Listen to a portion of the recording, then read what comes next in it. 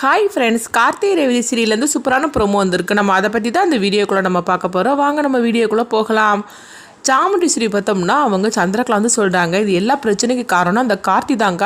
உன்னை இந்த மாதிரிக்கு ரொம்பவே அவங்க அசிங்கப்படுத்திட்டான், அவன்கிட்ட தான் எல்லா நகையும் இருக்குது, அவன் மறைச்சி வச்சுருக்கிறான் அப்படின்னு சொல்லிட்டு இருக்கவும் அப்போ சாமுண்டீஸ்வரி வந்து கோபத்தோட அவனை நான் சும்மா விட மாட்டேன், என்னை இந்த அளவுக்கு அசிங்கப்படுத்திட்டாம்ல, அவனை என்ன பண்ணுற பார் அப்படின்னு சொல்லிட்டு சாமுண்டீஸ்வரி பார்த்தோம்னா ரூமில் இருந்து அந்த பொருளை எடுத்துகிட்டு வராங்க. அப்போ ராஜராஜன் வந்து சொல்கிறாங்க, அங்கே பாரு சாமுண்டீஸ்வரி, நான் சொல்கிறத கேளு, மாப்பிள்ளை அந்த மாதிரிக்கெலாம் தப்பு பண்ணியிருக்க மாட்டார், அவரை பற்றி எனக்கு நல்லாவே தெரியும், அவருக்கும் இந்த நகைக்கும் எந்த சம்மந்தம் கிடையாது, இவ சொல்றான்னு இவ பேச்சை கேட்டுட்டு நீ போகாத அப்படிங்கும் போது இங்க பாருங்க, நீங்க ஒன்றும் வந்து உங்க தங்கச்சி பையனுக்காக இந்த மாதிரிலாம் நீங்க பறிஞ்சு பேசிட்டு இருக்க வேண்டாம்.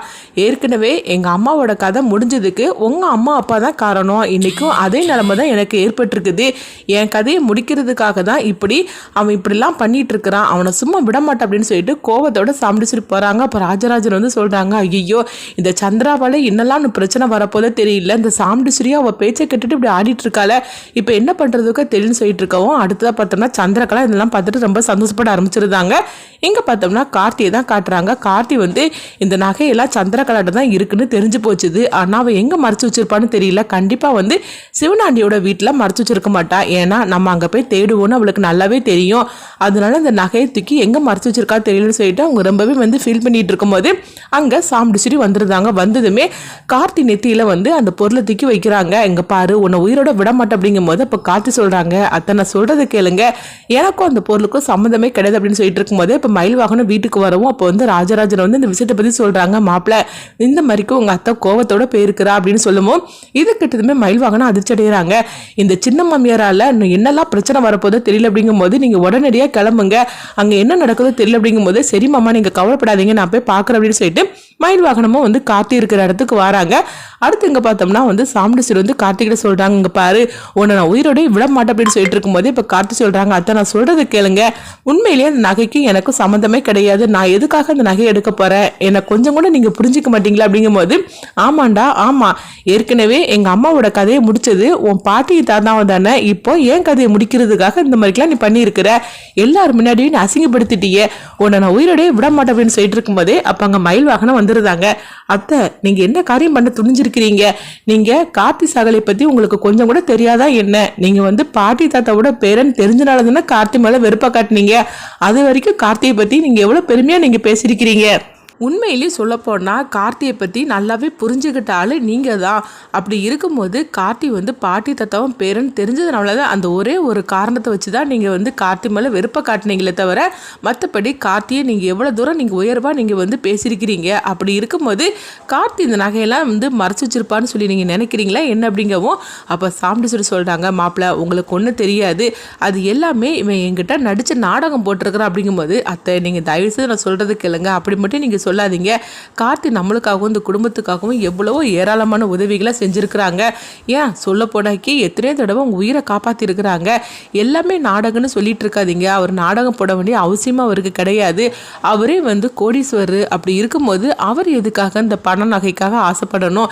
இந்த ரெண்டு குடும்பம் ஒன்று சேர்றதுக்காக தானே கார்த்தி இந்த வீட்டுக்குள்ளே வந்தார், அப்படி இருக்கும்போது பணத்துக்காகவும் நகைக்காகவும் அவர் என்னையுமே ஆசைப்பட்டது கிடையாது, நீங்கள் தயவு செய்து கொஞ்சம் நீங்கள் புரிஞ்சுக்கோங்க, உங்கள் கோவத்தை கொஞ்சம் தள்ளி வச்சுட்டு நீங்கள் புரிஞ்சுக்கோங்க, உங்கள் தங்கச்சி சொன்னாங்கன்னு சொல்லிட்டு அந்த ஒரே காரணத்துக்காக இப்படிலாம் பேசாதீங்க அப்படிங்கும்போது மாப்பிள்ள உங்களுக்கு ஒன்றும் தெரியாது இவனை பற்றி அப்படின்னு சொல்லிட்டு இருக்கவும் அப்போ காத்து சொல்கிறாங்க, அத்தை இங்கே பாருங்க நகை வேறு எங்கேயுமே இல்லை, உங்கள் தங்கச்சி தான் மறைச்சி வச்சுருக்கிறாங்க அப்படிங்கும்போது இங்கே பாரு சும்மா நீ சந்திரகலா மேலேயே நீ வந்து குறை சொல்லிட்டு இருக்காத, நகை எல்லாமே உங்ககிட்ட தான் இருக்குது அப்படிங்கும்போது உடனே காத்து சொல்கிறாங்க, சரியத்தை எனக்கு ஒரு நாள் டைம் கொடுங்க, நான் அந்த நகையை கண்டுபிடிச்சி அந்த நகையை யார் எடுத்தாங்கன்னு நான் நிரூபித்து காட்டுறேன், அதுக்கு எனக்கு ஒரு நாள் டைம் கொடுங்க அப்படின்னு சொல்லவும் அப்போ மயில் வாகனமும் சொல்கிறாங்க, அதுதான் சகலை வந்து ஒரு நாள் டைம் கேட்குறாருல அத்தை, நீங்கள் தயவு செய்து அந்த டைமை கொடுங்க, அந்த நகை யார் எடுத்தாங்கன்னு உண்மையான ஆதாரத்தோட கண்டிப்பாக சகலை நிரூபிச்சிருவாரு அப்படின்னு சொல்லவும் இது கெட்டதுமே சாம்பிடிச்சிட்டு சொல்கிறாங்க, உனக்கு ஒரு நாள் டைம் தரேன், அதுக்குள்ளேயும் நீ சொன்ன மாதிரிக்கு அந்த நகை இருக்கிற இடத்தையும் கண்டுபிடிக்கணும், அது யார் இப்படி பண்ணனாங்கிறது கண்டுபிடிக்கணும் அப்படின்னு சொல்லிட்டு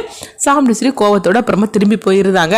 அடுத்ததாக பார்த்தோம்னா இங்கே சந்திரகலா வந்து சிவனாண்டிக்கு ஃபோன் பண்ணுறாங்க, என்னங்க நம்ம நினச்ச மாதிரிக்கே சூப்பராகவே நம்ம திட்டம் வந்து நிறைவேற்றி இருக்குது. அது மட்டும் இல்லாமல் அந்த நகையை நம்ம சொன்ன இடத்துல மறைச்சி வைக்க சொல்லிருங்க அப்படிங்கவும், சந்திரா நீ சொன்ன மாதிரிக்கே நான் வந்து அந்த நகையை வந்து நீ எங்கே சொன்னியோ அங்கேயே மறைச்சி வைக்கிறதுக்கு ஏற்பாடெல்லாம் பண்ணிட்டேன். இப்போ ஒருத்தன் வருவான், அவங்ககிட்ட அந்த நகையை நான் கொடுத்து அனுப்புகிறேன் அப்படிங்கும்போது உடனே சரி அப்படிங்கிறாங்க. அப்போ தான் நம்ம போட்ட பிளான் எல்லாமே சரியாக ஒர்க் அவுட் ஆகும் அப்படின்னு சொல்லவும், நீ அதை பற்றி ஒன்றும் கவலைப்படாது அப்படின்னு சொல்லிட்டு இருக்கிறாங்க.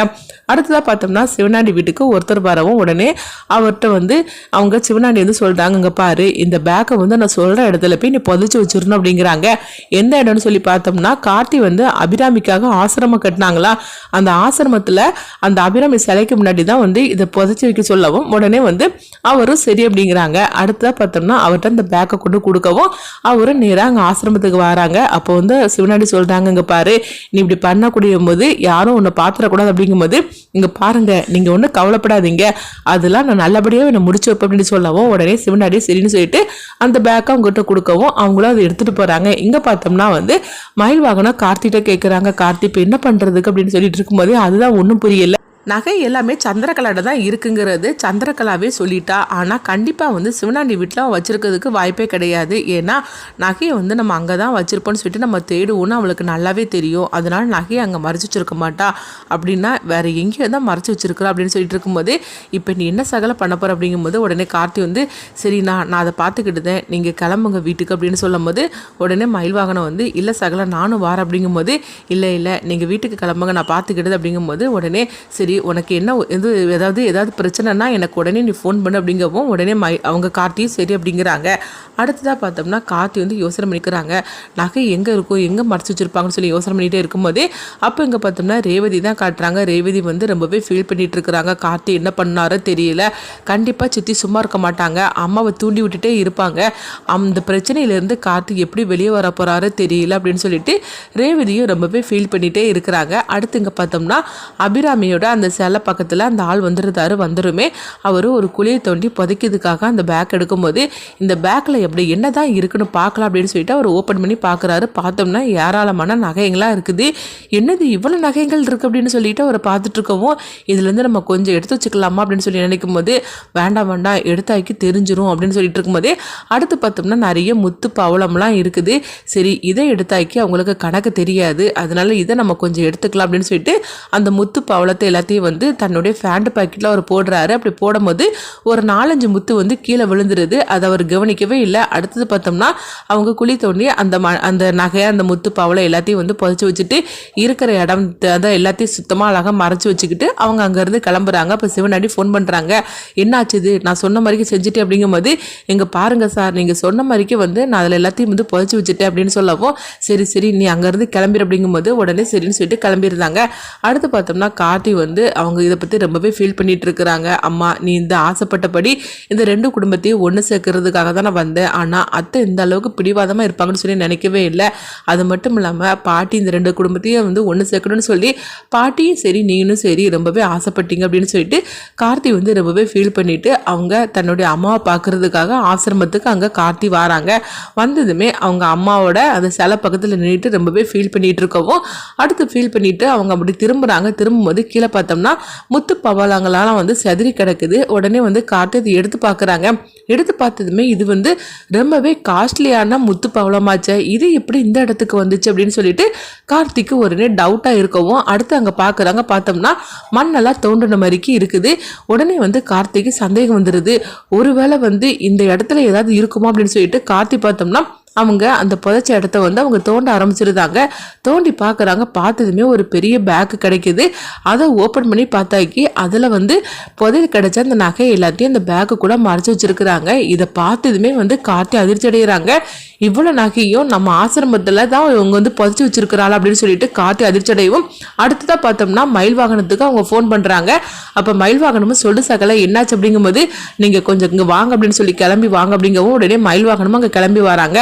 வந்ததுமே என்னாச்சுன்னு சொல்லி பார்க்குறாங்க. பார்க்கும்போது இப்படி இந்த ஆசிரமத்தில் புதைச்சி வச்சிருக்கிறாங்க அப்படிங்கவும் இதை கேட்டதுமே வந்து அவங்க அதிர்ச்சி அடைகிறாங்க.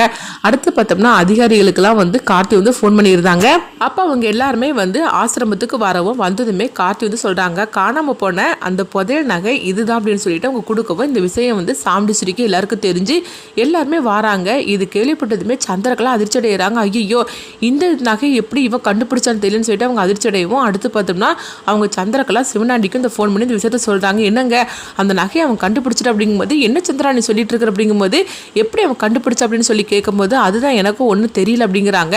அடுத்து பார்த்தோம்னா எல்லாருமே அங்கே வரவும், அப்போ வந்து இந்த நகை எப்படி இங்கே வந்துச்சு அப்படின்னு சொல்லிக்கிட்டு கேட்கும்போது, அப்போ சந்திரகலா சொல்கிறாங்க, வேற என்ன இவன் தான் தூக்கி புதைச்சி வச்சிருப்பான் அப்படின்னு சாமுண்டீஸ்வரி கிட்ட சொல்லவும், உடனே சாமுண்டீஸ்வரி சொல்கிறாங்க ராஜராஜன்ட்ட, பார்த்தீங்களா என்னமோ வந்து உங்கள் தங்கச்சி பையன் வந்து நகையெல்லாம் எடுத்துருக்க மாட்டான்னு சொன்னீங்க, அவனே எடுத்து ஆசிரமத்தில் புதைச்சி வச்சிருக்கிற அப்படிங்கும்போது, அத்தை நீங்கள் கொஞ்சம் அமைதியாக இருங்க அப்படின்னு சொல்லிட்டு அவங்க பார்த்தோம்னா அடுத்தது சிசிடிவி வீடியோவை காட்டுறாங்க. அதில் வீடியோவை காட்டும் போது ஒரு ஆள் வந்து அந்த நகையெல்லாம் வந்து புதைச்சி வைக்கிறாரு. அது மட்டும் இல்லாமல் அந்த முத்து பவளத்தெல்லாம் அவர் எடுத்து பாக்கெட்டில் போடும்போது கீழே சதுரி கிடக்குது. அப்போ வந்து காத்து சொல்கிறாங்க, இந்த முத்து பவளம்லாம் கீழே விழுந்தனால தான் அதை பார்த்து நான் வந்து இதை தோண்டும் போது அந்த நகை கிடச்சிது, இந்த ஆள் தான் வந்து புதைச்சி வச்சிருக்கிறேன் அப்படிங்கவும் இப்படி எல்லா ஆதாரத்தையும் காட்டி வந்து காட்டவும் இதை பார்த்ததுமே அதிர்ச்சி அடைகிறாங்க சந்திரகலாவும் சிவனாண்டியும்.